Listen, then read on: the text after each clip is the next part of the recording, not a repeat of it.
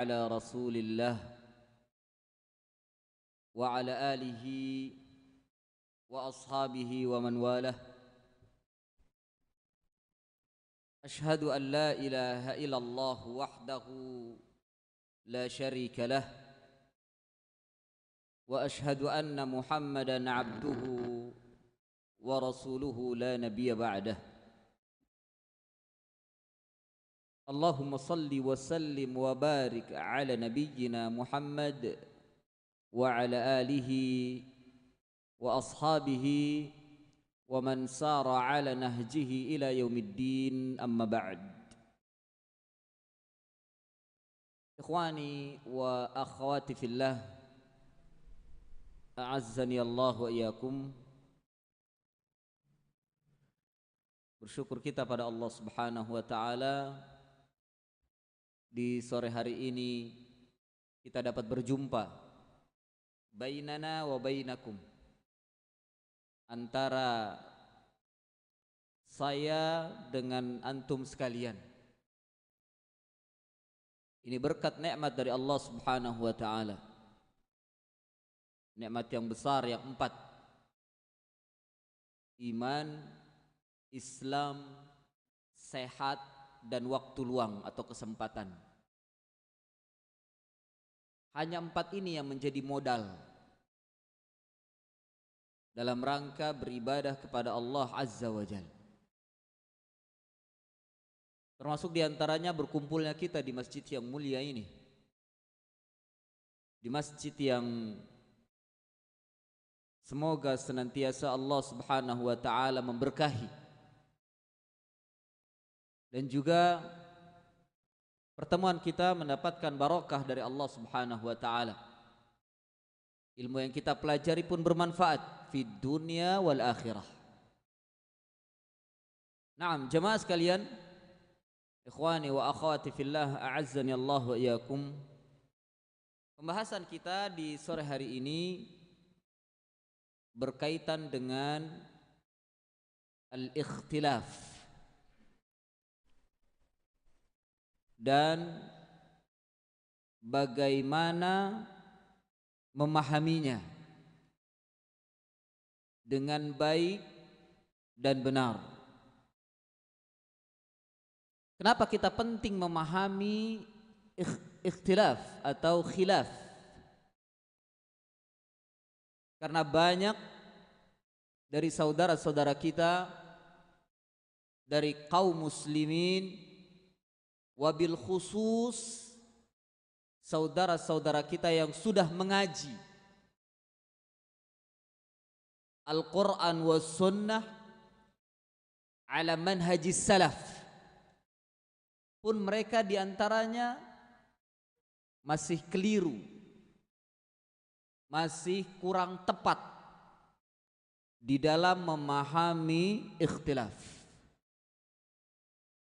Ya, ketika salah atau kurang tepat di dalam memahami ikhtilaf, maka akan membawa salah di dalam mengamalkannya. Salah di dalam mengamalkan ikhtilaf. Loh, kok ikhtilaf diamalkan? Bukan mengamalkan dengan ikhtilaf, akan tetapi kita bagaimana mensikapinya. Salah di dalam mensikapi ikhtilaf. Ya, padahal telah dijelaskan oleh para ulama. Ya, para ulama yang berada di atas Al-Quran was sunnah ala fahmi sahabah. Ikhwani wa akhwati fillah, a'azzani Allah wa iyyakum.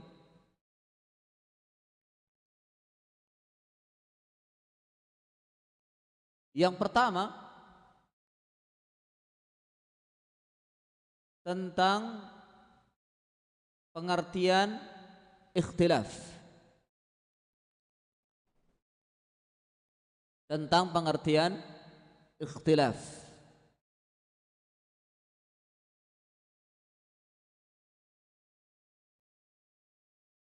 Dalam bahasa Arab ada beberapa istilah tentang ikhtilaf. Ya. Yang pertama, ikhtilaf itu sendiri. Yang kedua, khilaf biduni ta, khilaf biduni ta, dan juga tanpa ada alif ziyadah di hadapannya atau di depannya. Ya, khilaf. Yang kedua, ada istilah iftiraq. Nanti kita jelaskan masing-masing maknanya. Yang ketiga ada istilah iftiraq. Yang keempat ada istilah furqah dengan mendhammah fa. Furqah. Ya, furqah. Yang keempat ada istilah firqah dengan mengkasrah fa, firqah. Furqah, firqah. Yang kelima tadi ya. Yang keenam sekarang, yang keenam ada istilah firaq. Fa, ra, qaf, firaq dengan dikasrah fa-nya, firaq. Yang terakhir, yang ketujuh, ada istilah niza' atau tanazu'. Ya, niza', nun, zai, alif, ain, niza' dengan mengkasrah nun. Atau tanazu', ikut wazan tafa'ul, tanazu'. Dari kata naza'a, tanazu'. Nah, bagaimana maknanya atau arti dari masing-masing makna masing-masing istilah ini? Karena istilah ini dipakai dalam syariat. Terkadang para ulama menggunakan istilah ini ketika pembahasan mereka dalam masalah ikhtilaf atau iftiraq. Ikhtilaf atau iftiraq. Ya. Yang pertama, makna khilaf. Ini khilaf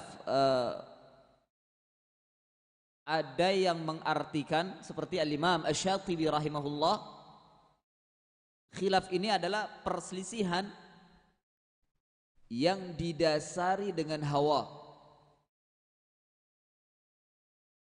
Bedanya dengan ikhtilaf, kalau ikhtilaf adalah perselisihan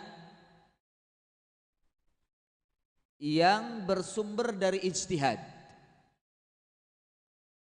Ya, khilaf atau ikhtilaf adalah perselisihan atau perbedaan yang bersumber dari ijtihad.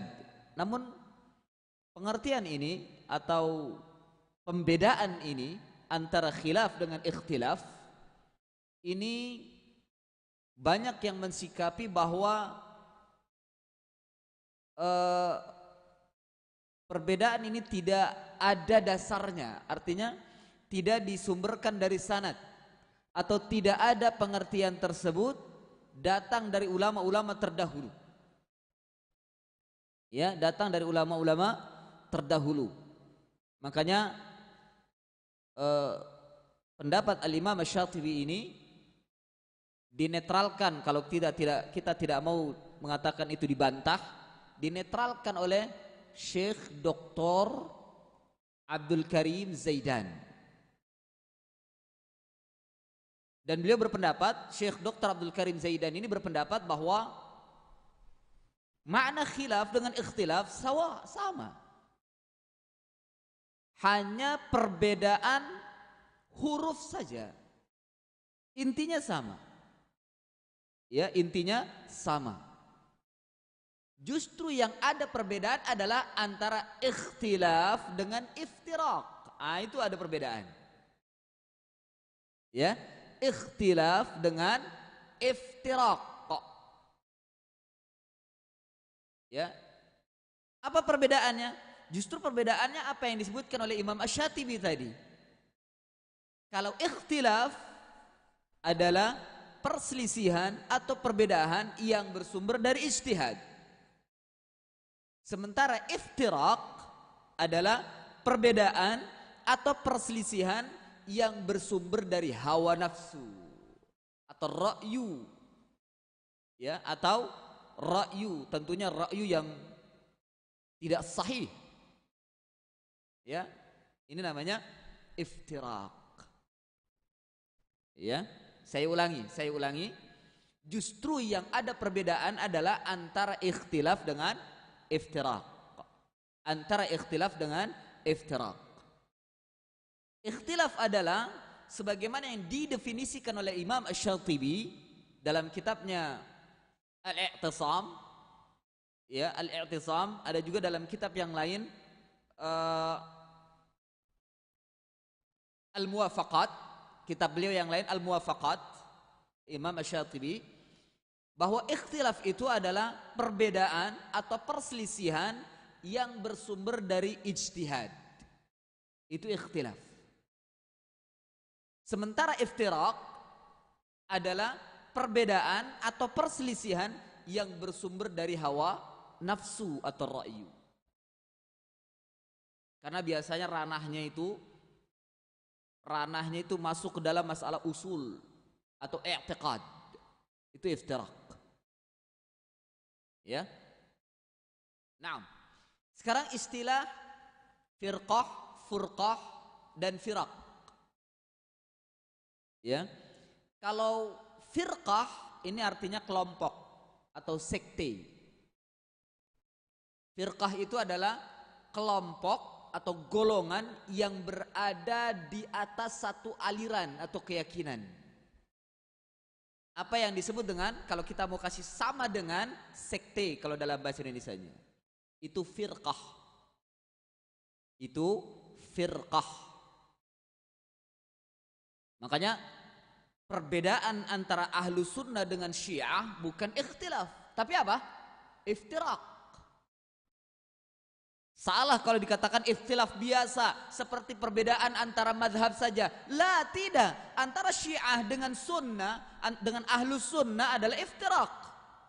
Perbedaan dalam masalah usul, dalam masalah keyakinan. Makanya syiah bisa dimasukkan ke dalam sekte firqah yang berada di atas satu aliran atau millah atau usul. Ya.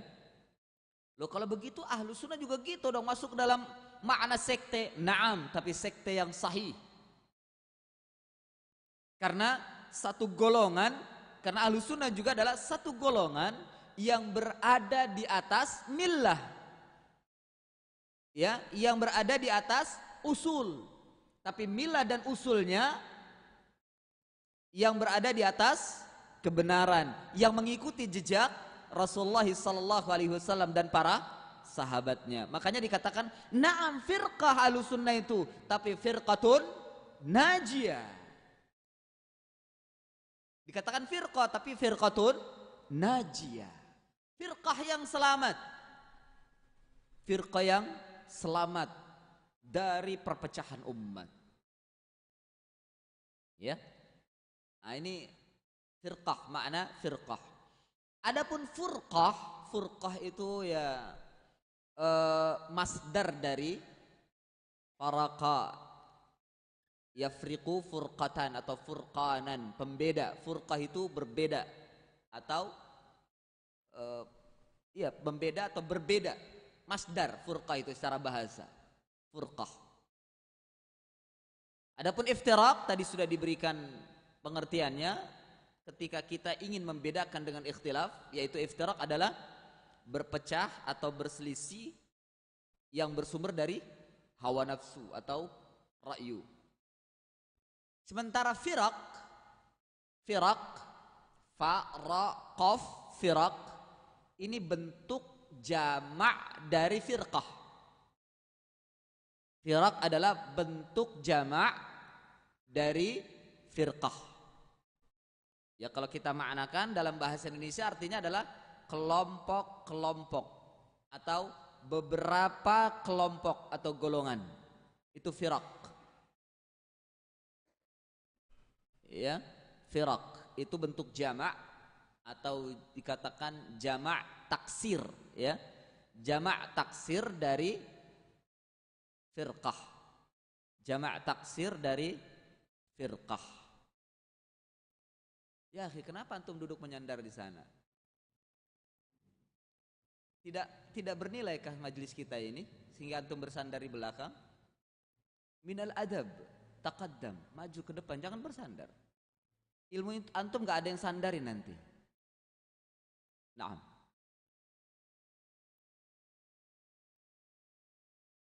Jamaah sekalian yang dimuliakan Allah Subhanahu wa taala.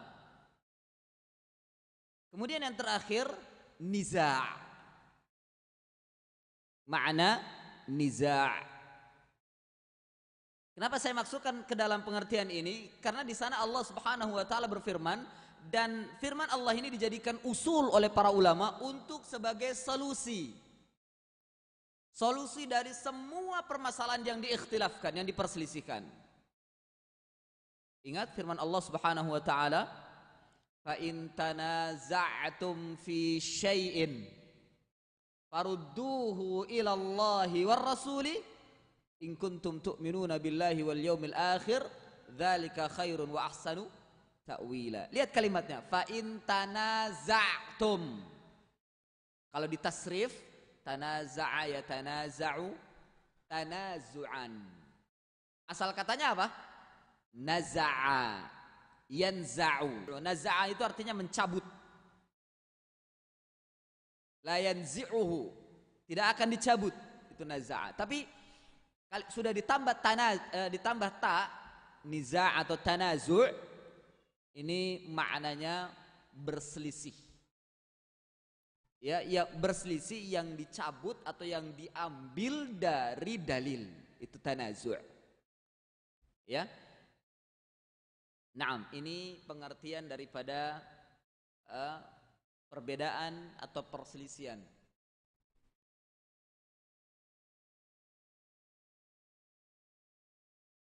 Jamaah sekalian yang dimuliakan Allah Subhanahu wa taala. Kemudian kita masuk usul-usul di dalam memahami ikhtilaf.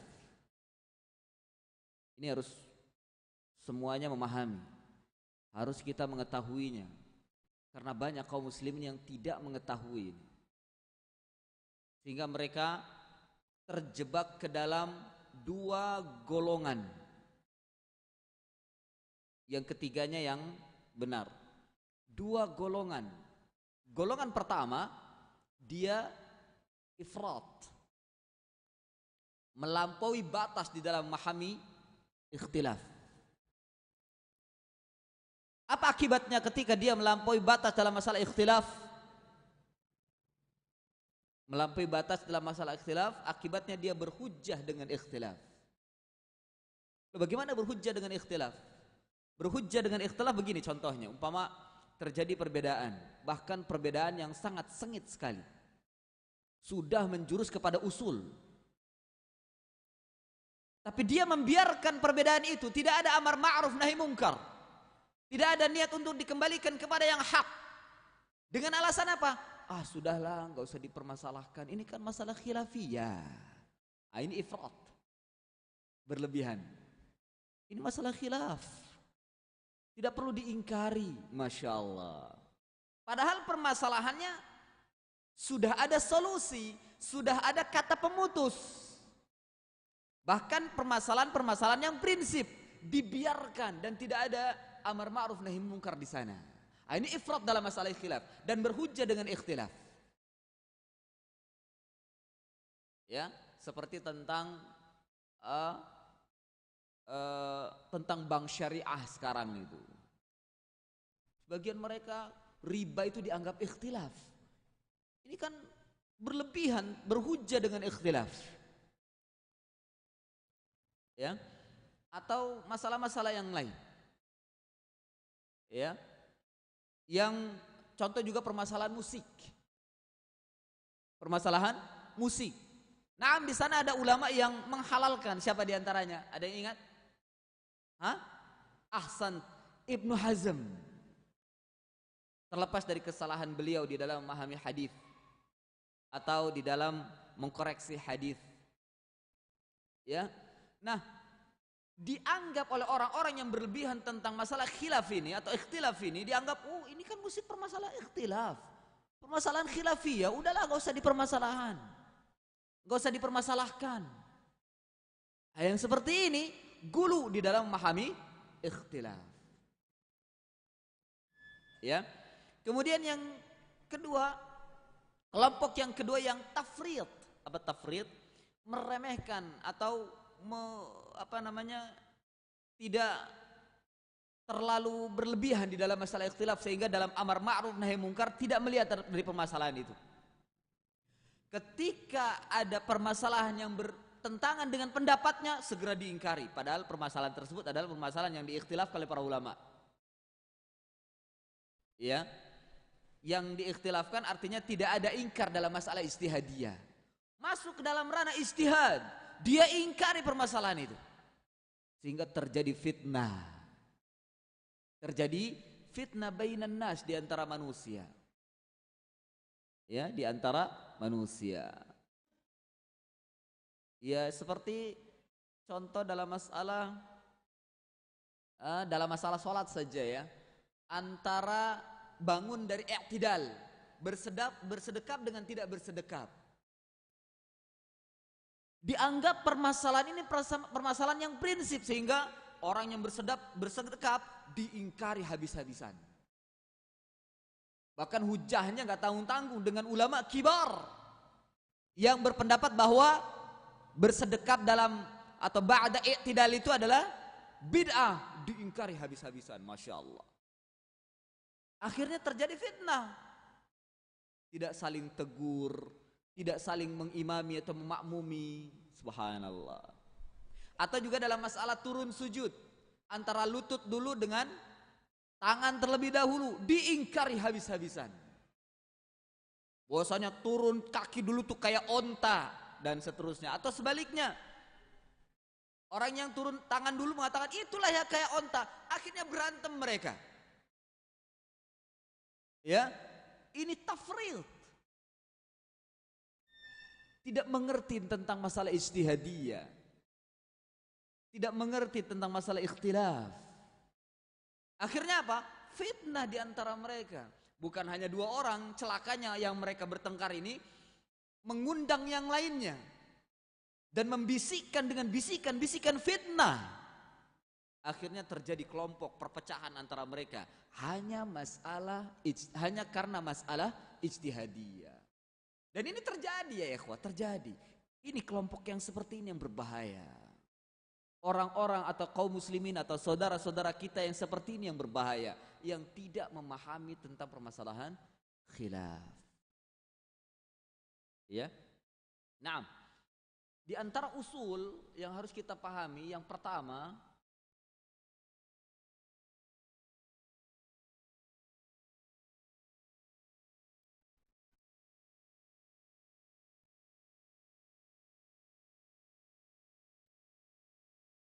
hukum asal berpecah itu adalah dilarang. Ya. Hukum asal berpecah itu dilarang. Sebaliknya, hukum bersatu di atas agama yang hak itu wajib. Kalau dilarang berarti haram. Ya. Kalau dilarang berarti haram. Hukum kebalikan dari larangan adalah wajib. Wajib. Wajib kita bersatu di atas agama yang hak. Dalilnya Allah Subhanahu wa taala berfirman, wa'tasimu bihablillahi jami'an wa la tafarraqu. Wa'tasimu, lihat kalimatnya bukan ijtami'u, bukan, tapi i'tasimu, wa'tasimu. I'tasimu itu i'tasama dari kata fiilnya i'tasama, mudhari'nya ya'tasimu, masdarnya i'tisaman.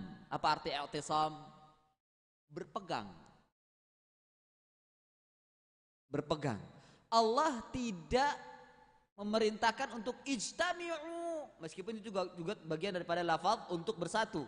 Tapi i'tasimu, berpeganglah. Karena apa? Karena manusia pada asalnya itu selalu berselisih. Ini akan kita bahas usul yang kedua, yaitu bahwa perselisihan itu adalah merupakan sunnatullah. Ya. Kita pada ini dulu, pada usul yang pertama dulu. Jadi hukum asal bersatu di atas agama adalah wajib. Dan ini perintah dari Allah Subhanahu wa taala. Al-aslu fil amri dalilun ala al-wujub. Kalau begitu berpecah dilarang? Na'am. Haram hukumnya? Na'am. Hukumnya haram kita berpecah. Tidak boleh kita berpecah. Tidak boleh kita berselisih. Banyak sekali di antara dalil-dalil yang menyatakan bahayanya kita berselisih. Apalagi menyelisihi perintah Rasulullah sallallahu alaihi wasallam. Ya, berbahaya. Kemudian juga Allah Subhanahu wa taala melarang wala takunu kalladzina tafarraqu wakhtalafu min ba'di ja'ahumul bayyinat wa ulaika lahum 'adzabun 'adzim. Janganlah kalian menjadi seperti orang-orang yang berselisih, kalladzina tafarraqu, seperti orang-orang yang berpecah. Wakhtalafu, dan berselisih. Lihat, antara iftiraq dengan ikhtilaf ada dalam satu dalil. Lihat, buka surat Ali Imran ayat 105. Antara iftiraq dengan ikhtilaf dalam satu dalil. Ini maknanya berbeda. Ini maknanya berbeda. Sama seperti antara iman dengan Islam. Kalau dalam satu dalil maknanya berbeda, tapi kalau terpisah dalilnya atau dalam satu dalil hanya disebutkan satu istilah saja, maka maknanya mencakup keduanya. Ini yang disebut dengan kaidah idza ijtama'a iftaraqa wa idza iftaraqa ijtama'a. Idza ijtama'a iftaraqa wa idza iftaraqa ijtama'a. Apabila berkumpul dalam satu dalil, maknanya berbeda. Kalau berpisah, wa idza iftaraqa, berpisah dari satu dalil, maka maknanya ijtama', berkumpul dua-duanya. Sama dengan ikhtilaf dengan iftiraq. Tadi sudah saya berikan pengertiannya. Ikhtilaf adalah perbedaan pendapat yang bersumber dari ijtihad. Sementara iftiraq, perselisihan yang bersumber dari hawa nafsu. Nah, dalam ayat ini, dalam surat Al-Imran, terdapat dua istilah ini. Wala takunu kalladzina tafarraqu wakhtalafu min ba'di ja'ahumul bayyinat. Janganlah kalian menjadi seperti orang-orang yang mereka berselisih, berpecah dan berselisih. Artinya, dua-duanya berselisih dalam masalah hawa nafsu atau didasari dengan hawa nafsu, atau berselisih dalam masalah ijtihadiyah, dilarang. Tidak boleh. Mim ba'di ma, dengan catatan mim ba'di ma ja'ahumul bayyinat. Maka di sini dalil yang menunjukkan atas bahwa ketika terjadi ikhtilaf, wajib kita mencari bayan, wajib kita tabayyun, wajib kita mencari hujjah untuk mencari kebenarannya di mana. Mim ba'di ma ja'ahumul bayyinat, setelah datang kepada mereka keterangan. Berarti wajib kita mencari keterangan untuk terlepas dari iftiraq dan ikhtilaf. Wajib. Kemudian Allah masih tidak berhenti sampai di situ, bahwa ikhtilaf dan iftiraq ini azab. Ulaika lahum azabun alim. Maka mereka itulah, mereka akan mendapat azab yang pedih. Berarti iftiraq dengan ikhtilaf azab. Dari sini pun kita bisa membantah orang-orang yang mengatakan bahwa ikhtilaf itu rahmat. La, ikhtilaf laisa rahmah, karena mungkin mereka berdasarkan dengan dalil ikhtilafu ummati rahmatun. Padahal hadis ini la aslalahu. Bukan satu atau dua orang dari ahli hadis yang meneliti hadis ini. Banyak rombongan ulama telah meneliti hadis ini. Ya, sejak dimulai dikumpulkannya atau ditulisnya oleh Imam Asyuyuti hadis ini. Imam Suyuti menetapkan hadis ini dalam dua kitabnya, dalam Kitabul Jami', Jami'us Shaghir, dan juga dalam Durrul Mansur. Ya, tapi beliau tidak menyebutkan sanadnya. Datang ulama berikutnya Al-Iraqi mengatakan bahwa ini tidak ada sanadnya. Sampai terus para ulama mengatakan, hampir-hampir mereka sepakat bahwa hadis ini tidak ada asalnya. Minimal atau maksimal mereka mengatakan kalaupun mereka menemukan sanadnya itu gelap, ya, artinya diriwayatkan oleh orang-orang yang tidak dikenal. Bagaimana kitabnya Imam Ad-Dailami, Sunnanul Firdaus, ini banyak sekali sanad-sanad yang gelap, artinya gelap, tidak dikenal orang-orangnya gitu. Dari sanad yang tidak dikenal sampai kitab-kitab yang tidak membawakan sanadnya. Akhirnya di akhir ulama ahli hadis, yakni al-Imam Muhammad Nasiruddin Al-Albani rahimahullah, ini dijadikan sebagai keputusan bahwa hadis ini tidak ada asalnya, sama sekali tidak ada asalnya. Lalu dari mana kita bisa berhujjah dengan hadis ikhtilafu ummati rahmah? Tidak ada. Justru yang ada hadis ini mungkar. Kenapa? Sangat-sangat bertentangan dengan ayat-ayat Allah Subhanahu wa taala. Ya, dan tidak satu ayat Allah yang menyatakan bahwa ikhtilaf itu adalah azab. Justru persatuan itu adalah rahmat. Ya. Jadi tidak bisa dikatakan bahwa ikhtilafu ummati rahmah. Perselisihan pendapatku adalah perselisihan pendapat umatku adalah rahmat. Tidak bisa. Nah, ini yang diantara yang menyebabkan manusia atau muncul manusia yang mereka itu tafrid dan ifrat tentang masalah ikhtilaf. Yaitu tadi yang mereka berhujjah dengan ikhtilaf, yang mengatakan udahlah ini kan perbedaan pendapat saja, gak usah dipermasalahkan. Padahal masalahnya masalah usul. Perbedaan pendapat ini gak usah diperselisihkan. Jangan membuat kita berpecah. Ikhtilafu ummati rahmah. Masya Allah. Ini dalam berlebihan di dalam memahami ikhtilaf. Nah, jadi usul yang pertama, Allah Subhanahu wa taala telah melarang daripada ikhtilaf. Dan diperintahkan untuk kita bersatu. Wa'tasimu bihablillahi jami'a wa la tafarraqu. I'tasam artinya berpegang. Hablullah, yang dimaksud dengan hablullah, banyak para ulama memberikan tafsir, yang dikumpulkan oleh Imam Al-Mawardi dalam kitab Nukatul Uyun.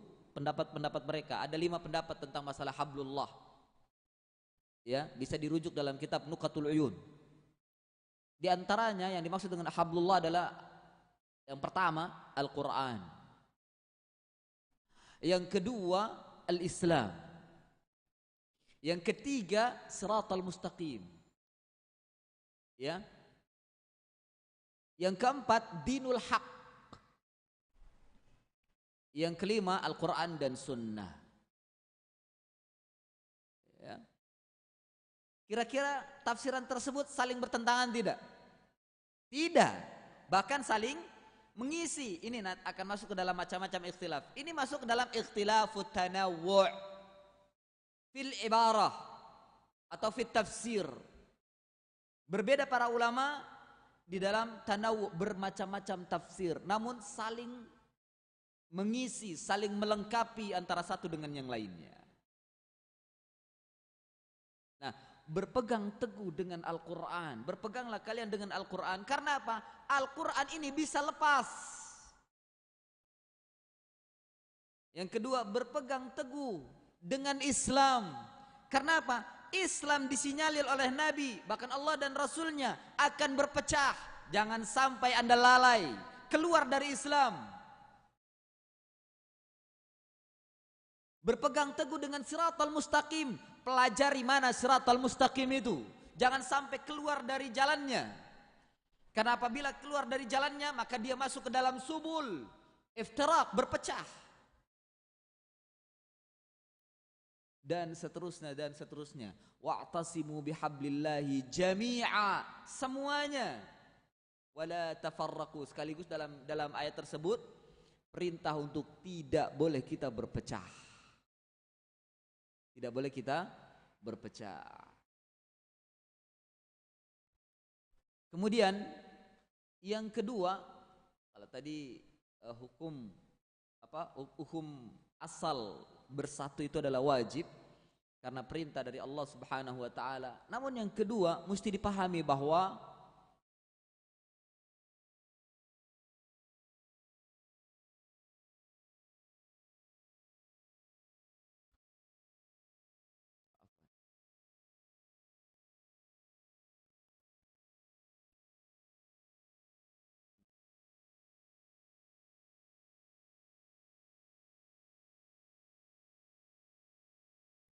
ya, mesti dipahami bahwa ikhtilaf adalah salah satu sunnatullah, salah satu sunnah min sunanillah.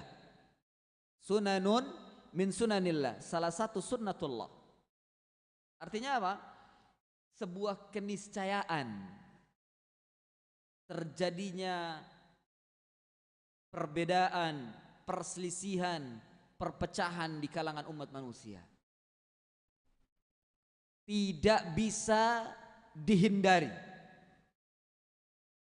Mau tidak mau, suka atau tidak suka, kita akan pasti jatuh ke dalam ikhtilaf. Masuk ke dalam perbedaan, perselisihan dan perpecahan. Atau kita akan mengalami itu. Kita akan mengalami perbedaan, perselisihan dan perpecahan. Tidak bisa, tidak. Ya, segigih apapun manusia, bahkan mereka berada di sebuah negara sekalipun, segigih apapun pemerintahnya mempertahankan persatuan, mau tidak mau akan terjadi perpecahan, perselisihan dan perbedaan. Tidak akan bisa. Ya, karena sudah merupakan sunnatullah. Dan ini pun terjadi dalam Islam, dalam agama yang kita cintai ini. Dalam agama yang kita anut, dalam agama yang kita peluk, terjadi perselisihan itu. Ya, terjadi perselisihan itu. Di antara dalilnya, Allah Subhanahu wa taala berfirman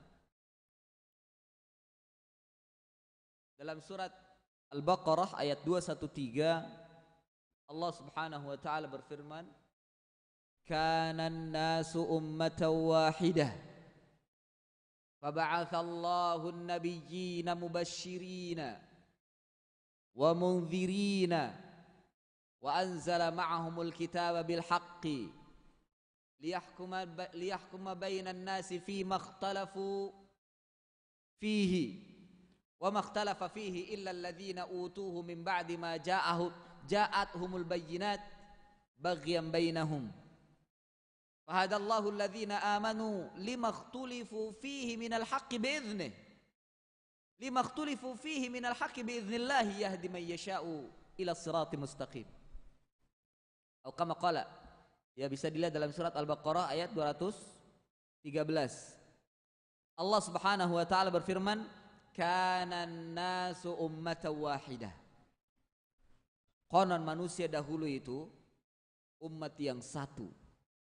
Ya, ini mulai dari Nabi Adam, bukan bisa jadi maknanya adalah dari satu orang, yakni dari Nabi Adam, atau bisa jadi maknanya umat yang satu yakni alal haq, di atas kebenaran.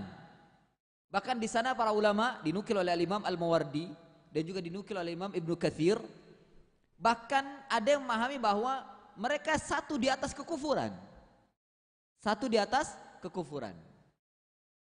Ya, kana an-nasu ummatan wahidah faba'atsallahu an-nabiyyina mubasysyirin wa mundzirin. Lalu Allah Subhanahu wa taala mengutus para nabi. Ya, para nabi yang dijadikan sebagai pemberi kabar gembira dan sebagai pemberi peringatan.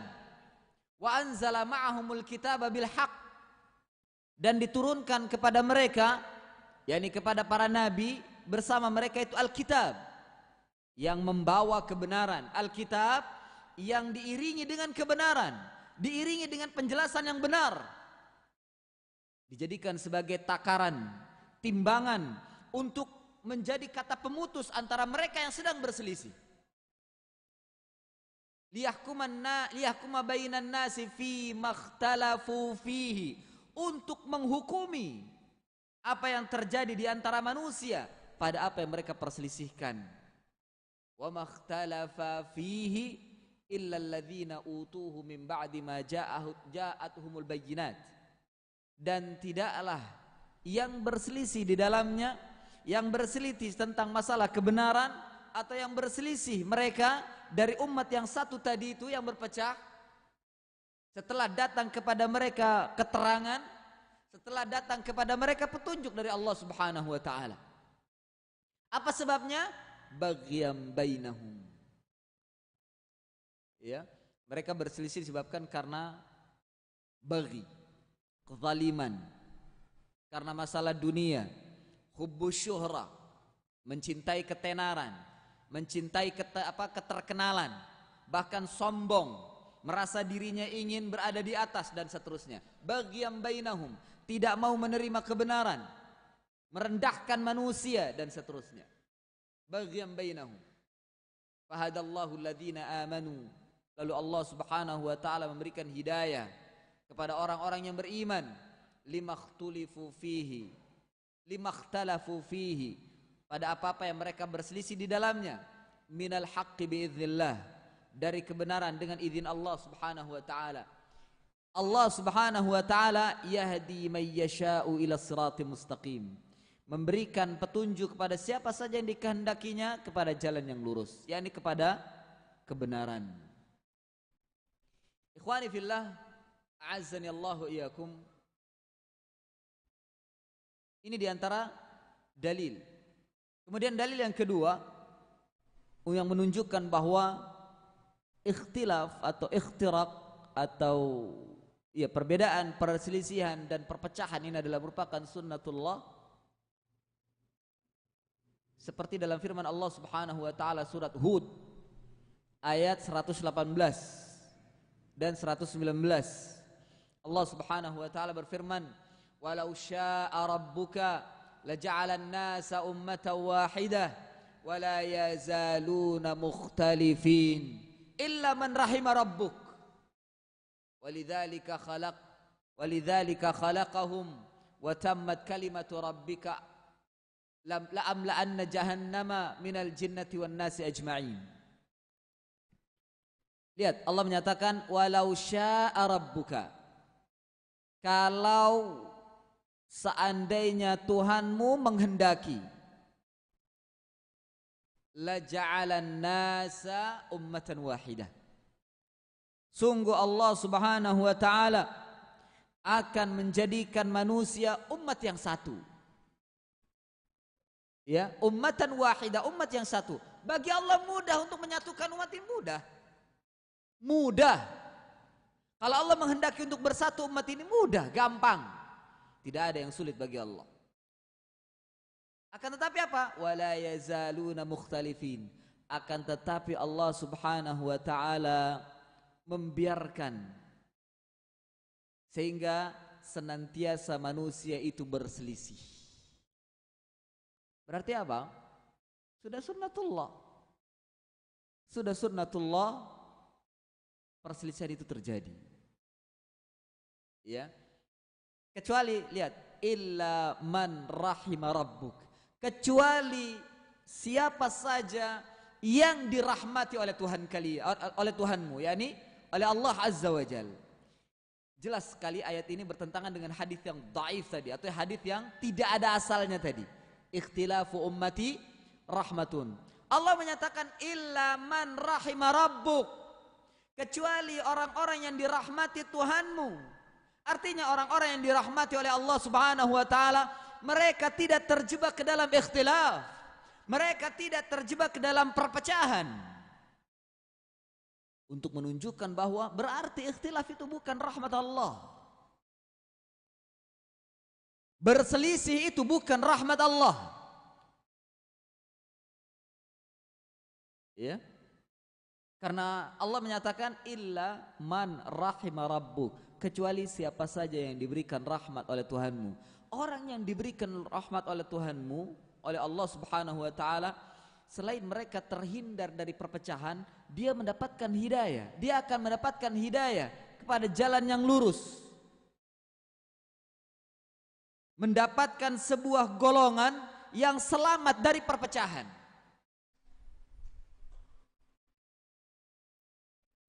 Mendapatkan satu golongan yang mereka kembali kepada asalnya, yang tidak mau berpecah dari umat ini.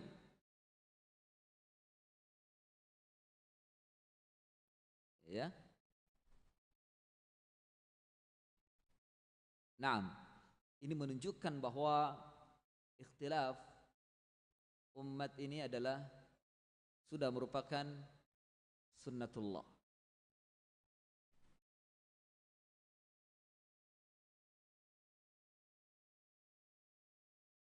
Ikhwani fillah, a'azzani Allahu iyyakum. Akan tapi di sana ada catatan kaki tentang bahwa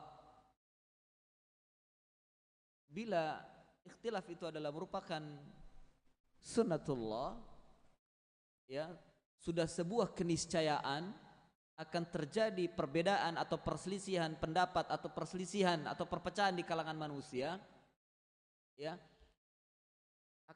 Akan tetapi di sana ada catatan kaki. Yang pertama, ikhtilaf yang merupakan sunnatullah tersebut terjadi diawali dari tabiat manusia. Ya, dari tabiat manusia. Jadi manusia itu memiliki tabiat ingin tampil beda. Sahih? Ya. Enggak mau dia sama, meskipun kembar itu pasti ada yang beda. Enggak mau, dan memang Allah Subhanahu wa taala menciptakan manusia ini tidak ada yang sama meskipun kembar. Kembar itu hanya serupa tapi tidak sama. Siapa di sini ada yang punya anak kembar? Serupa tidak? Sama tidak? Pasti tidak. Serupa iya, sama tidak. Ya, zahiran wa batinan, secara lahir maupun secara batin. Makanya orang-orang yang dekat dengan anak kembar, entah orang tuanya, kakaknya, adiknya, dia tahu bisa membedakan mana si fulan, mana si fulan. Hanya orang-orang yang tidak dekat saja yang tidak bisa membedakan, yang dia mengatakan sama. Tapi orang yang dekat, dia hanya mengatakan itu serupa tapi gak sama.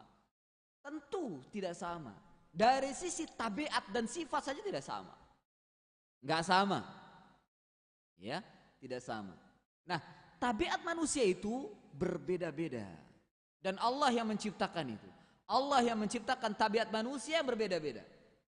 Nah, dari perbedaan tabiat inilah yang membawa sampai kepada perbedaan pemikiran, perbedaan cara pandang, dan perbedaan keyakinan.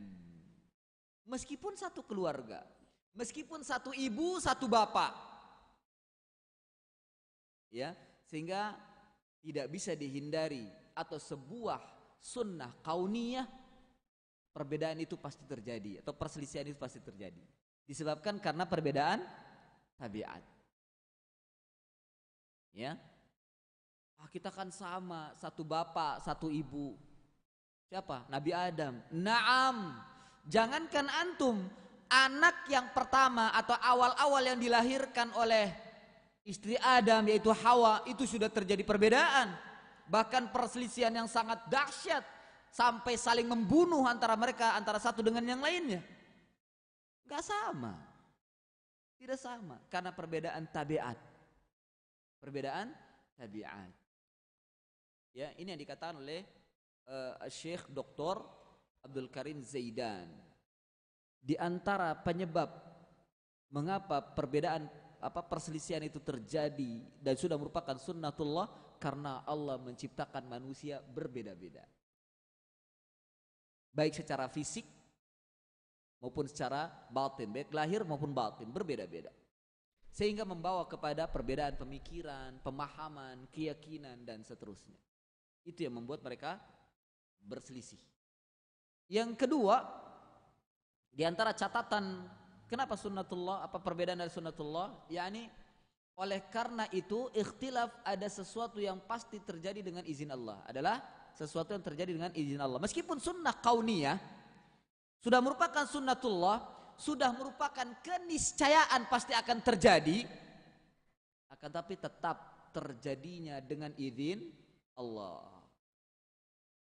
Terjadinya dengan izin Allah. Makanya tadi ayat mengatakan kalau seandainya Allah menghendaki umat ini bersatu, akan bersatu. Tapi Allah tidak mengizinkan umat ini bersatu. La yazaluna mukhtalifin. Senantiasa mereka berpecah, berselisih. Ya. Kenapa kita membahas ini? Agar kita tidak bersedih. Karena sebagian mereka ketika terjadi huru-hara disebabkan karena berselisih dan berpecahnya manusia, mereka sedih. Sedih boleh tapi tidak berlebihan, tidak melampaui batas. Karena Nabi pun juga merasa khawatir dan bersedih terhadap umatnya ketika berpecah. Ya. Namun kita bisa memaklumi, maklumlah sudah terjadi perbedaan ini karena memang manusia itu berbeda. Berselisih dan terjadinya dengan izin Allah Azza wa Jalla. Allah tidak mengizinkan untuk bersatu. Ya, Allah tidak mengizinkan untuk bersatu. Nah, oleh karena perselisihan atau ikhtilaf atau iftiraq adalah merupakan sunnatullah, maka Allah Subhanahu wa taala dan juga nabinya alaihi salatu wassalam memerintahkan untuk menjaga persatuan. Ya. Hukum syar'inya diperintah kita untuk menjaga persatuan. Ikhtilaf sudah merupakan sunnatullah, tapi kita tidak boleh mengikuti ikhtilaf. Gitu maksudnya. Bisa dipahami ya? Ini kan udah sunnatullah. Buat apa kita berusaha untuk menyatukan? Bukan begitu maksudnya, bukan. Tetap kita diperintah untuk menjaga. Makanya diletakkan usul-usulnya oleh para ulama agar kita bisa memahami dengan baik dan benar. Tetap kita diperintah untuk menjaga persatuan. Makanya Allah menyatakan wa'tasimu bihablillahi jami'a wa la tafarraqu. Tetap Allah perintahkan. Oleh karena itu menjaga persatuan adalah hukmu taklifi, diberikan taklif kepada manusia, beban syar'i untuk menjaga persatuan. Karena ikhtilaf adalah merupakan sunnah kauniyah. Sama seperti Allah menciptakan iblis. Iblis diciptakan oleh Allah Subhanahu wa taala adalah merupakan sunnatun kauniyah. Sunnatullah. Tapi Allah di banyak ayat-ayatnya dalam Al-Qur'an dan juga hadis-hadis Nabi sallallahu alaihi wasallam memerintahkan untuk memerangi iblis dan tidak boleh kita menyerupai iblis. Tidak boleh kita mengikuti jalannya iblis la'natullah alaihi. Meskipun Allah menciptakan iblis. Begitu. Ikhtilaf sunnatun kauniyah, sunnatullah sudah pasti terjadi, tapi Allah tetap memerintahkan untuk menjaga persatuan. Dari sini bisa dipahami ya, sampai di sini bisa dipahami. Baik. Jadi bukan berarti kita pasrah. Udahlah perselisihan nggak bisa dihindari. Buat apa kita susah-susah menyatukan mereka? Lah bukan begitu maksudnya. Menjaga tetap, meskipun akan terjadi tetap kita menjaga. Belajar agar kita bisa menjaga agama dan tetap berada di atas persatuan. Gitu. Ya. Kemudian di antara catatan kaki di sini Ya. Meskipun ikhtilaf adalah sunnatullah, akan tetapi bukan berarti mustahil untuk tercapainya persatuan umat di atas agama yang sahih. Lagi-lagi, semua terjadi dengan izin Allah. Tidak mustahil kita berada di atas, tidak mustahil kita bisa bersatu, tidak mustahil. Makanya para ulama di antara usul yang mereka letakkan adalah bila ingin bersatu, maka satukan dulu akidah dan manhaj mereka. Karena para sahabat yang sempat bersatu dalam agama mereka ini, yang sempat Nabi menjadi khalifahnya, yang sempat dipimpin oleh 4 khalifah atau khulafaur rasyidin, mereka berada di atas satu agama dan satu manhaj, satu akidah dan satu manhaj. Sehingga mereka berada di atas ijtima', di atas i'tisam bihablillahi jami'a, dan tidak tafarruq. Gitu. Dan semuanya terjadi dengan izin Allah Subhanahu wa taala. Ya, tidak menutup kemungkinan akan bersatu. Oleh karena itu, kembali kepada ayat tadi, tetap diusahakan kepada manusia, didakwahkan kepada manusia ini, didakwahkan khususnya kepada kaum muslimin untuk tetap bersatu, kembali menuju kepada persatuan. Dan di antara cara untuk menyatukan bukan membiarkan mereka di dalam perbedaan, perselisihan dan perpecahan, bukan, tapi kembalikan kepada manhaj yang satu, kembalikan kepada akidah yang satu, agar mereka berada di atas satu akidah, satu manhaj. Disitulah akan terjadi persatuan. Ya, tidak mustahil. Meskipun sudah sunnatullah, tidak mustahil akan tercapainya persatuan umat. Ya, akan tercapainya pada persatuan umat. Dan hasil yang tercapai tadi merupakan hadiah. Jadi segala macam hasil dari usaha yang kita lakukan itu merupakan hadiah dari Allah Azza wa Jalla. Ya. Dan Islam menghitung segala sesuatu dari prosesnya. Melihat dari prosesnya, tidak melihat dari hasil. Hasilnya bagus, bersatu umat ini, tapi lihat prosesnya, apakah prosesnya syar'i? Bila tidak syar'i, tetap dikatakan mungkar. Ya, semua dilihat dari prosesnya, tidak dilihat dari hasil. Karena sebagian mereka melihat dari tidak melihat dari proses, tapi melihatnya dari hasil. Yang penting kan kita bersatu, udahlah, nggak usah dipermasalahkan. Masya Allah, proses yang seperti ini tidak benar. Ya, nah, makanya banyak mereka yang tidak suka dengan usul ini, usul ahlus sunnah wal jamaah atau usul salafi di dalam cara mempersatukan umat. Karena kita tidak melihat atau tidak mau dengan proses membiarkan mereka berada di atas perpecahan, tidak. Karena hasilnya sebagaimana nanti yang difirmankan Allah dalam surat Al-Hasyr, tahsabuhum jami'a wa qulubuhum satta, wa qulubuhum syatta bisyin, syatta. Ya. Kita hanya menyangka mereka bersatu, tapi hati mereka centang mereka, perenang. Batin mereka berselisih. Kita tidak mau yang seperti itu. Karena para sahabat, lahir dan batin itu mereka bersatu. Tidak ada yang berselisih. Kalau dibiarkan mereka berpecah dan bersatu di atas perpecahan, itu akan terjadi seperti itu. Tahsabuhum jami'a, engkau menyangka mereka bersatu. Wa qulubuhum syatta, padahal hati mereka itu centang perenang. Hati mereka berselisih. Kita tidak mau yang seperti itu. Persatuan yang seperti itu adalah persatuan semu. Persatuan yang seperti itu adalah persatuan yang semu, yang hanya menunggu waktu saja. Kalau kita katakan bom waktu saja, yang nanti satu saat akan berpecah lagi. Karena mereka saling mempertahankan keyakinannya dan prinsipnya. Tidak mau yang seperti itu.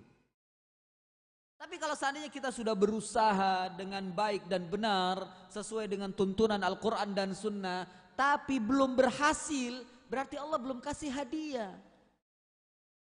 Berarti Allah masih ingin kita terus berusaha lagi untuk menyatukan umat dengan cara-cara yang sahih.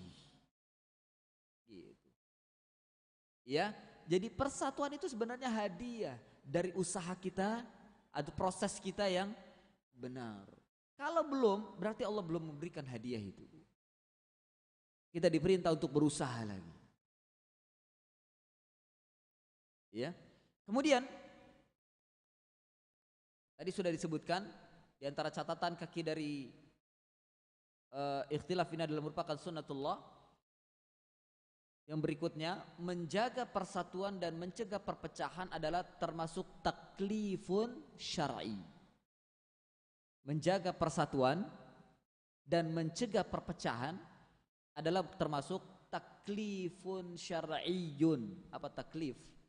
yakni beban, tanggungan yang harus dijalankan oleh setiap hamba-hamba Allah Subhanahu wa taala. Itu taklif. Kita sebagai manusia adalah makhluk mukallaf, makhluk yang mendapatkan taklif, beban, tanggungan untuk beribadah kepada Allah Azza wa Jal. Karena Allah Subhanahu wa taala berfirman, "Wa ma khalaqtul jinna wal insa illa liya'budun." Ini taklif, ini beban. Ya. Nah, termasuk di antara beban tersebut adalah menjaga persatuan dan mencegah perpecahan. Ini taklif. Taklif bagi setiap hamba menjaga persatuan dan mencegah perpecahan. Ya. Kemudian yang terakhir, catatan kaki yang terakhir, yaitu jika berpecah itu dilarang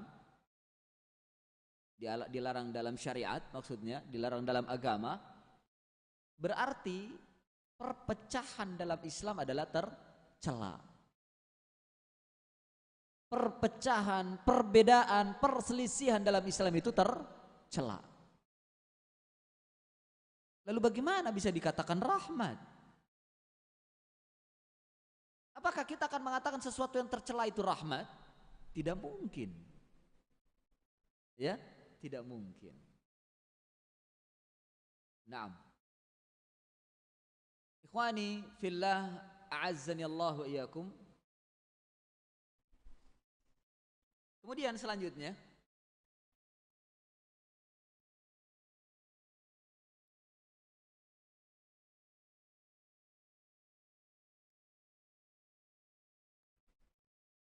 usul selanjutnya, mengenal macam-macam ikhtilaf.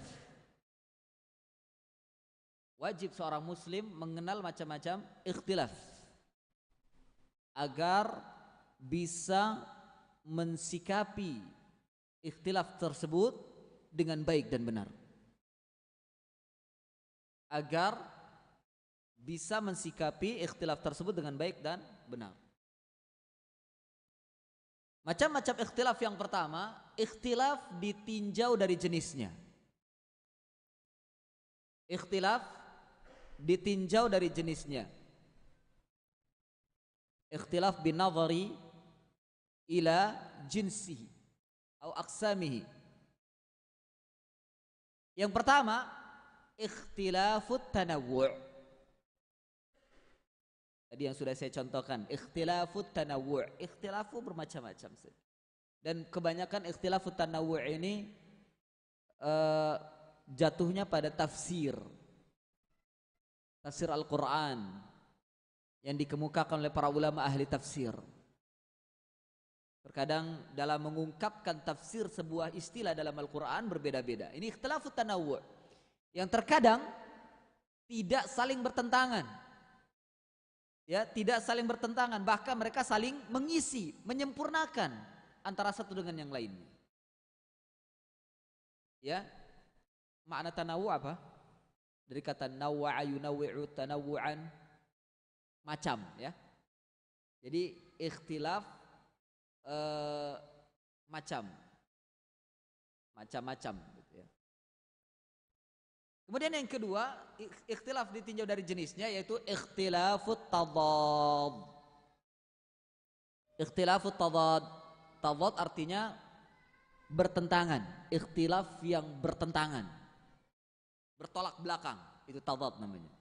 Ikhtilaf yang bertolak belakang, bukan tanawu tapi bertolak belakang, yang tidak bisa dipertemukan, itu namanya tadad.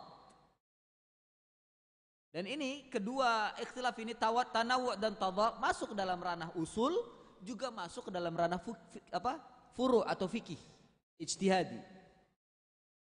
Ya, tanawu dan tadad. Masuk ke dalam ikhtilafut tadad seperti dalam masalah fikih ijtihadi. Ya tadi, antara turun sujud lutut dengan tangan, ini tadad tidak? Bertentangan tidak? Bertolak belakang tidak? Bertolak belakang. Sahih? Seperti yang saya amalkan, saya adalah saat turun sujud itu kaki terlebih dahulu. Ya. Kalau ingin bertanya kenapa Ustaz tak kaki, ya nanti kita di layar di balik secara japri aja, ya jalur pribadi aja nanti saya jelaskan. Ya. Kemudian bertentangan kan bertolak belakang dengan turun tangan terlebih dahulu. Al-Imam Al-Albani rahimahullahu taala keras mempertahankan untuk turun sujud itu tangan terlebih dahulu. Lihat dalam kitab sifat salat Nabi. Ya. Beliau mempertahankan, bahkan dirinci bagaimana supaya memahaminya. Yang benar adalah tangan terlebih dahulu. Sahih? Siapa yang sudah tamat sifat salat Nabi? Imam Al-Albani. Ada yang sudah tamat? Wah, belum ada yang tamat ya. Nah, ini panitia nih harus ngadain kajian sifat salat Nabi. Enggak ada yang tamat, enggak ada yang tunjuk tangan. Ya, antum lihat di sana bagaimana beliau. Ada sifat salat Nabi itu yang dicetak atau yang diterjemahkan itu ringkasan sebenarnya. Ada sebenarnya kitab yang beberapa jilid sifat salat Nabi yang dikumpulkan oleh beliau. Kalau antum bisa, dan ini ada di toko buku yang berbahasa Arab, itu beberapa jilid, aslinya panjang, diringkas oleh beliau menjadi sifat salat Nabi. Diambil matan-matan hadisnya saja. Kalau yang tebal berjilid itu disebutkan di sana ya sanadnya, matannya, rawinya, kemudian takhrijnya disebutkan oleh beliau. Makanya tebal bukunya itu, berjilid-jilid. Kalau tidak salah 2 atau 3 jilid yang saya tahu. Aslinya yang dicetak, yang sampai kepada kita yang terjemahan itu ringkasan. Itu ringkasan. Sudah ringkasan, diringkas lagi oleh muridnya, oleh Syekh Al-Allamah Ali bin Hasan Al-Halabi, diringkas lagi jadi tipis. Dalam rangka apa? Untuk supaya kaum muslimin, apalagi yang awam, bisa memahami dengan baik dan benar. Bisa sholat seperti sifat sholat Nabi. Itu tujuannya. Karena hanya sifat sholat Nabi yang diterima oleh Allah Subhanahu wa ta'ala. Nah, kembali. Ini juga pendapat beliau sangat bertentangan dengan pendapat ulama-ulama Saudiyah. Di antaranya pendapat Al-Imam Ibnu Utsaimin, pendapat Al-Imam Ibnu Baz, dan lain-lain para ulama Saudiyun. Sangat bertentangan. Ikhtilafut tadad namanya. Perbedaan yang bertolak belakang. Lalu apakah kita saling mengingkari? Ini ranahnya ijtihad. Tidak bisa kita saling mengingkari. Padahal dalilnya sama loh. Dalilnya satu, tapi bisa berbeda paham. Pemahamannya yang berbeda. Akan tapi dua ulama yang bertolak belakang tadi saling memuji antara satu dengan yang lainnya. Dan sempat dua imam ini antara Ibnu Baz dengan Al-Albani satu salat satu shaf. Bahkan antara saling mengimami dan memakmumi. Tidak saling mengingkari. Dan nampak jelas sekali kabar dari teman-teman yang pernah di sana, nampak jelas sekali perbedaannya ketika Ibnu Baz turun ulama-ulama Saudiun turun kaki terlebih dahulu, beliau turun tangan terlebih dahulu. Nampak jelas. Itu ikhtilafut tadad, ikhtilaf yang bertolak belakang. Tapi apa mereka lakukan? Tetap tidak ada saling mengingkari. Bahkan pendapat Albani, lihat dalam kitabnya itu, bid'ah turun, bukan bid'ah, mungkar turun lutut terlebih dahulu, itu mungkar. Demikian juga begitu bangkit dari ruku, sedekap, bid'ah. Dan Imam Ibnu Baz mengatakan ini sunnah. Bertolak belakang tidak? Bertolak belakang, ikhtilafut tadad namanya. Ikhtilaf tadad. Makanya tadi saya katakan ikhtilafut tadad ini pun masuk ke dalam ranah fiqhiyah ijtihadiyah. Dan bukan sesuatu yang berkeras kepala untuk mengingkarinya, tidak. Kita hanya bisa memberikan bayan, penjelasan, dalil yang kita pegang. Sementara yang berselisih atau menyelisih tadi tidak wajib, tidak harus mengikuti apa yang kita jelaskan. Itu seperti itu. Jadi tidak perlu kita mengingkari, atau bukan tidak perlu, tapi harus ada penjelasan yang sertafsil kalau antum mampu. Ya, seperti itu. Kemudian yang kedua, ikhtilaf ditinjau dari permasalahannya. Fil masail. Ikhtilaf binadhri ila masailihi. Ditinjau dari permasalahannya. Itu terbagi menjadi dua. Kalau tadi tinjau dari jenisnya juga terbagi menjadi dua, tanawu' dan tadad, yang bermacam-macam dan juga yang bertolak belakang. Kemudian yang kedua dari permasalahannya, ikhtilafu fil usul, yang pertama. Yang kedua, ikhtilafun fil furu'. Ini dari sisi permasalahannya. Ikhtilaf dalam masalah usul. Yang kedua, ikhtilaf dalam masalah furu'. Furu' ini fikih. Usul ini masuk ke dalamnya akidah dan manhaj. Ya, akidah dan manhaj.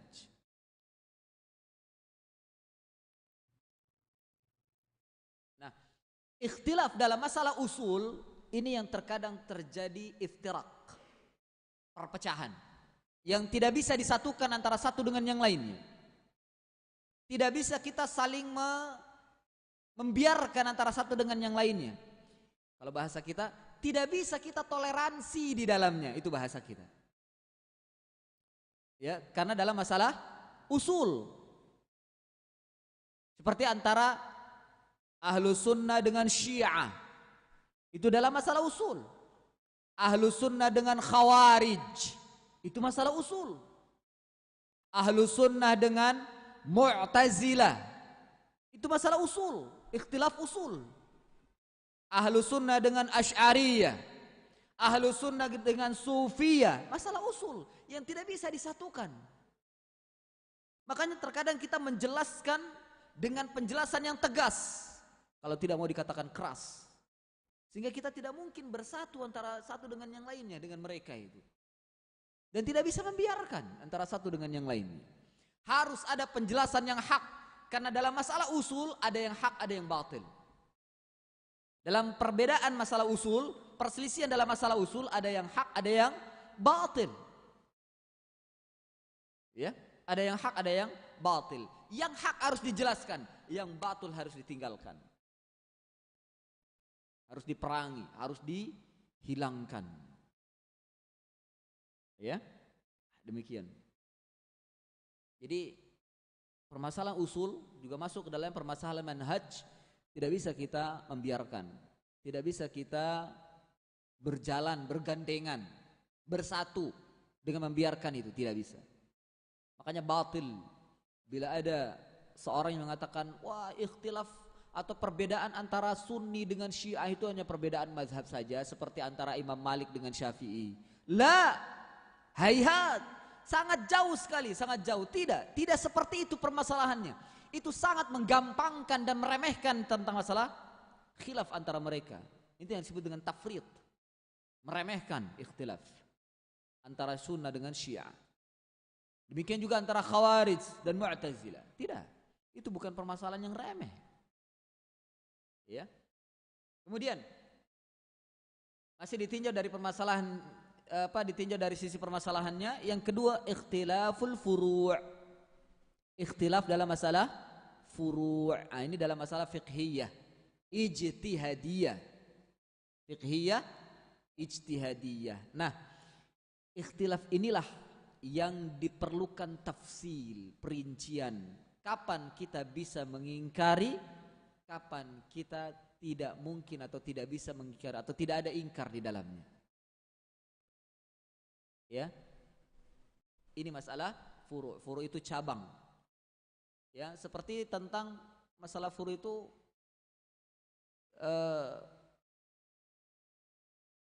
ya tadi masalah salat tadi ya. Masalah salat. Tentang masalah furu'. Nah, mungkin akan ada yang tanya, Ustadz, kalau masalah tentang antara penentuan awal hilal, awal Ramadan dengan hisab, dengan ru'yah itu furu' atau usul? Nah, ini sudah saya prediksi, ada yang bertanya entar nanti. Maka saya jawab duluan sebelum ada yang nanya. Ya. Al-jawab, kembalikan kepada nas. Al-Quran dan hadis menyatakan bahwa hukum asal menentukan awal bulan atau beribadah dengan menggunakan waktu-waktunya adalah dengan ru'yah, ru'yatul hilal, bukan dengan hisab. Bahkan Nabi sendiri dalam hadis menyatakan, nahnu ummatun ummi la naqdiru wa la nahsub. Kita ini umat yang ummi, umat yang buta huruf. Kami tidak bisa menghitung dan kami tidak bisa menentukan dengan hitungan. Hisab, la nahsub. Kami tidak menghisab. Ya. Ini menunjukkan bahwa Nabi sendiri dan para sahabatnya menggunakan ru'yah. Menggunakan ru'yah. Al-Quran mengatakan, faman syahida minkumus syahra falyasum. Barang siapa yang menyaksikan di antara kalian bulan, maka hendaklah berpuasa. Faman syahida, bukan faman ra'a. Faman syahida, ini lebih dalam maknanya daripada ra'a. Karena orang yang melihat diminta persaksiannya. Apakah dia benar melihat atau tidak? Makanya faman syahida. Untuk menunjukkan bahwa menentukan awal bulan dengan ru'yah, bukan dengan hisab. Al-Quran wa sunnah menyatakan demikian. Ya, maka dari sini menunjukkan bahwa ada yang hak, ada yang batil tentang permasalahan ini. Tinggal permasalahan adalah apakah kita mengingkari yang mereka beribadah menentukan dengan awal bulan dengan hisab? Apakah mereka beribadah puasa dengan hisab? Sah puasanya? Seperti itu. Al-jawab, na'am, ibadah mereka tetap sah. Tetap sah. Tetap diberikan ganjaran oleh Allah Azza wa Jalla jika mereka memang puasa mereka itu benar. Ya, hanya saja banyak yang mereka selisihi dari Al-Quran dan Sunnah. Lalu apakah kita mengingkari mereka? Mengingkari dalam batas tidak sampai tasyaddud. Ya, tidak sampai memusuhi, memerangi, tidak. Mengingkari mereka dalam masalah bayan. Karena di sini akan masuk ke dalam ikhtilaf masalah furu', tapi yang ada dalil di dalamnya, yang ada dalil kata pemutus di dalamnya. Apa yang tidak ada dalil harus ditinggalkan. Ya, harus ditinggalkan.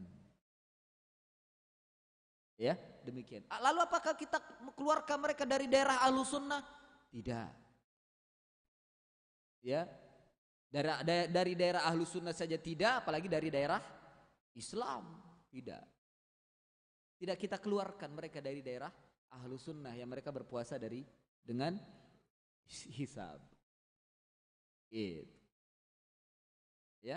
Kemudian yang ketiga, ikhtilaf ditinjau dari ranah ijtihadiyah, yaitu terbagi menjadi dua. Yang pertama ikhtilaf yang ada dalilnya, di mana dalil ini menjadi solusi. Yang kedua ikhtilaf yang tidak ada dalilnya, di mana masing-masing mujtahid itu. Dan seorang muslim wajib mengikuti yang lebih dekat dengan Al-Quran dan Sunnah. Tidak boleh mereka mengikuti yang jauh dari Al-Quran dan Sunnah. Ini ranah ijtihadiyah. Jadi perkara-perkara ijtihadiyah, meskipun tadi hasilnya bertentangan antara dua ulama, la inkara fiha. La inkara fi masail ijtihadiyah illa ma khalafa al-kitab wa sunnah, kecuali yang menyelisihi Al-Quran dan Sunnah. Ya, demikian. Naam, yang terakhir,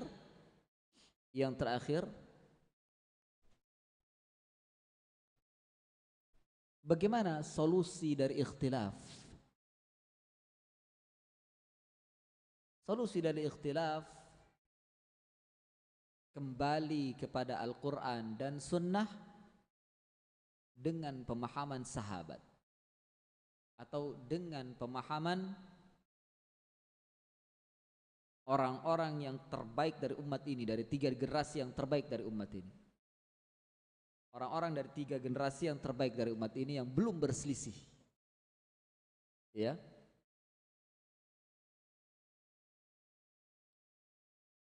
Dalilnya tadi sudah disebutkan, fa in tanaza'tum fi syai'in farudduhu ilallahi war rasuli in kuntum tu'minuna billahi wal yaumil akhir dzalika khairun wa ahsanu ta'wila. Ya. Ada yang bisa menerjemahkan selain daripada itu? yakni barang siapa, fa in tanaza'tum, jika kalian berselisih, tanazu', berselisih ya dalam masalah pemahaman, bahkan ini ranahnya umum, dalam masalah usul, dalam masalah furu', dalam masalah ijtihadiyah, fa in tanaza'tum fi syai', karena syai' ini umum, bentuknya nakirah, syai'in, farudduhu, secara tegas Allah mengatakan kembalikan ilallah, yakni kepada Al-Quran, war rasul, yakni kepada as-sunnah, in kuntum tu'minuna billahi wal yaumil akhir, jika kalian beriman dengan Allah dan hari akhir. Jadi kembali kepada Al-Quran dan Sunnah merupakan bagian daripada keimanan. Ini menunjukkan usulu ahlus sunnah wal jamaah. Bila terjadi niza', bila terjadi ikhtilaf, bila terjadi perselisihan dalam perkara apapun, mereka mengembalikan kepada Al-Quran dan Sunnah. Ya, maka ini usul al-khilaf. Solusi khilaf adalah kembali kepada Al-Quran dan Sunnah. Lihat Al-Qurannya ketika terjadi perbedaan, baca lagi Al-Qurannya, baca lagi dalil hadisnya, bagaimana para ulama memahaminya. Dan yang seperti ini butuh bimbingan, ya. Dan juga lihat dalam surat An-Nur ayat 51, surat Al-Ahzab ayat 36, di sana diperintahkan untuk kita berhukum kepada Allah dan Rasulnya. Ya. Kemudian juga Allah Subhanahu wa taala memberikan peringatan melalui lisan nabinya alaihi salatu wassalam, falyahdharil ladzina yukhalifuna an amrihi an tusibahum fitnah aw yusibahum adzabun alim. Hati-hati orang-orang yang menyelisihi urusan Nabi, yakni menyelisihi sunnah, menyelisihi agama Nabi, maka dia akan tertimpa fitnah. Ya, fitnah di sini ada sebagian ulama mufassirin mentafsirkan yaitu bid'ah. Mereka akan terjebak ke dalam bid'ah atau mereka terkena azab yang pedih. Ini menunjukkan bahwa niza', perselisihan pendapat, ini bukan perkara rahmat, bukan.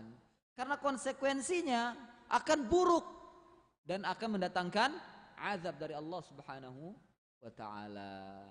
Ya, ini yang bisa saya sampaikan. Mudah-mudahan ada manfaatnya. Oh, sebentar, satu lagi. Di sana ada kaidah. Kaidah ini tersebar ya di kalangan salafiyun, sehingga mereka terjebak ke dalam pemahaman sururiyun.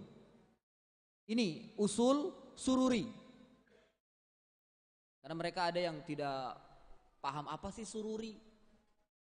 Usul sururi itu usulnya cuma satu, pada kaidah yang mereka salah di dalam memahaminya atau terlalu berlebihan di dalam memahaminya, yaitu kaidah nattafiqu fima tafaqna alaih wa na'tadhiru ba'duna ba'dan fima ikhtalafna fihi. Ya, nattafiqu fima tafaqna alaih, kita bersepakat pada apa yang kita sepakati di atasnya, pada sesuatu apa yang kita sepakati di atasnya, wa na'tadhiru ba'duna ba'dan, dan kami atau kita saling memaafkan, saling memberikan uzur antara satu dengan yang lainnya, fi makhtalafna fihi, pada apa yang kita perselisihkan di dalamnya. Usul ini ya, atau kaidah ini pertama kali yang mencetuskan adalah Zainal Abidin As-Sururi, Muhammad Zainal Abidin As-Sururi. Ya. Ini tercetus ketika terjadi perang Teluk. Kapan perang Teluk itu? Tahun berapa? Hah? Perang Teluk yang ketika Irak menginvasi Kuwait itu. Ingat tidak? Tahun 90-an ya? Ya, tahun 90. Ya kalau yang lahirnya tahun 91, 92 nggak ngalamin, nggak tahu perang Teluk. Ya, tahun 90. Itu kaidah ini muncul dalam rangka untuk menyatukan kaum muslimin dan tidak boleh mempermasalahkan apa yang ada pada mereka, baik dalam masalah usul maupun furu. Persatuan di atas Islam saja. Namun celakanya orang-orang yang menyerukan kaidah ini, mereka berakidah salaf, akidahnya salafi, tapi manhajnya ikhwani. Ini sururi. Usul ini yang mereka usung.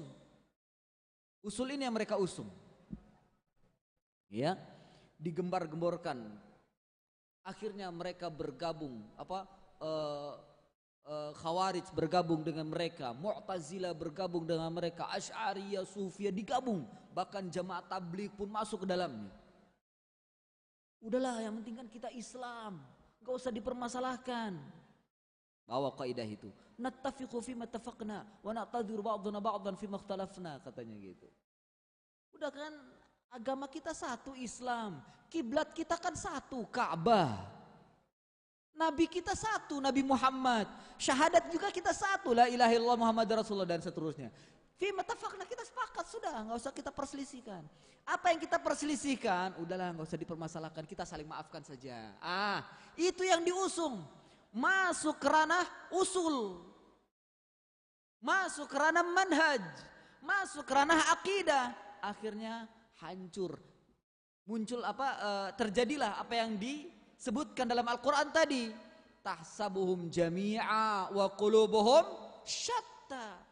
Ini yang mencetuskan adalah Muhammad Zainal Abidin As-Sururi.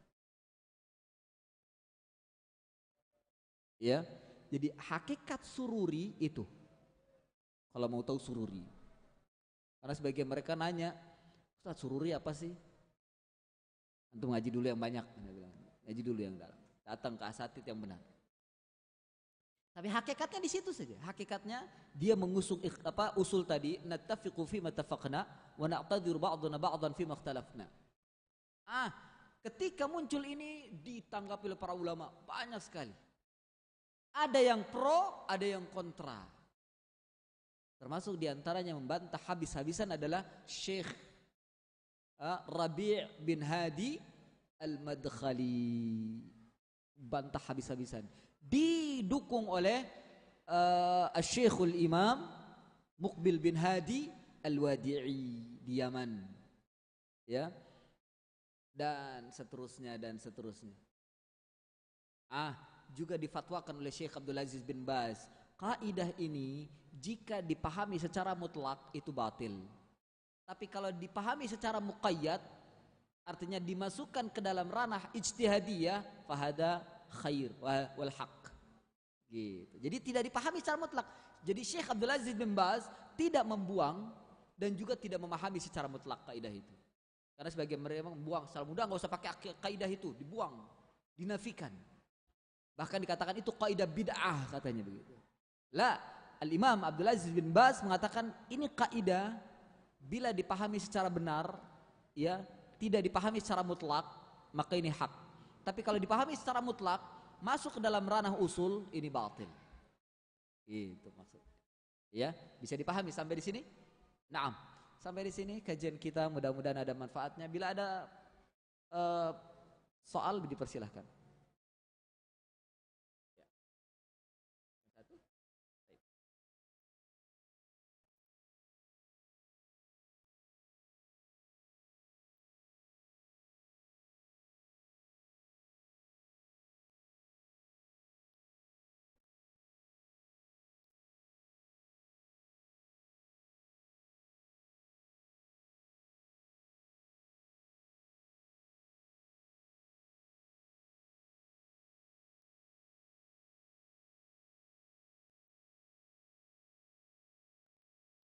Assalamualaikum. Waalaikumsalam.